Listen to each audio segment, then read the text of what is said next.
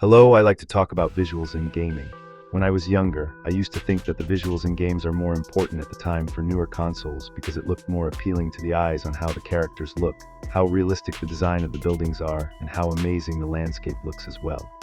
Which I was put off by the older consoles because it was less appealing in terms of the lack of realistic visuals. But as play the older consoles and games made me realize that sure visual are important when it improves on how the game looks, but that's not the only thing that they should rely on. It's also the artistic unique visuals. For example, it could look more cartoony, like most characters don't have human proportions.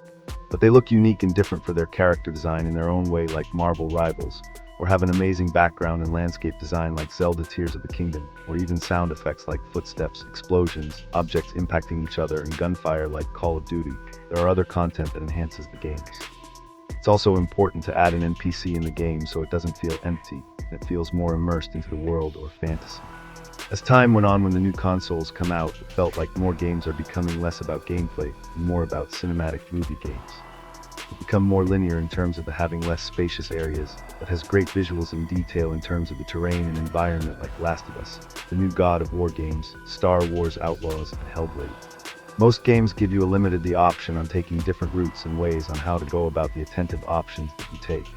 Sometimes too much realism and detail could have some pacing issues, like tying shoe or doing very slow labor work. There are instances where you pick up and looking at items but not using them. I recently played Red Faction Guerrilla and was a surprisingly unique game in terms of the physics of the destructive damage you can do to environment.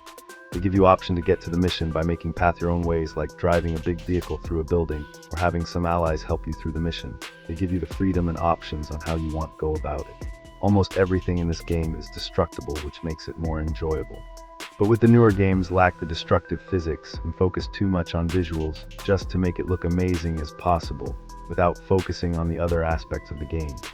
As we keep getting new generation of consoles, the increase of heightened graphics will be expected, where everyone expects extreme realism to the point where no one can tell which is real and which isn't. As graphics will improve both games and consoles, the increases in money will get to the point where it will be £70 per game, then £80, then £90, then £100, and so on and so on.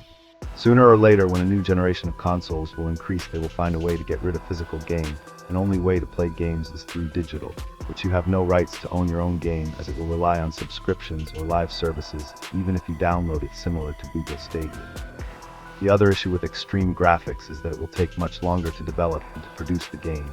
It will take years on end just to come out right, which will increase the risk of glitches or an unfinished game, so that they might have to do update to fix it.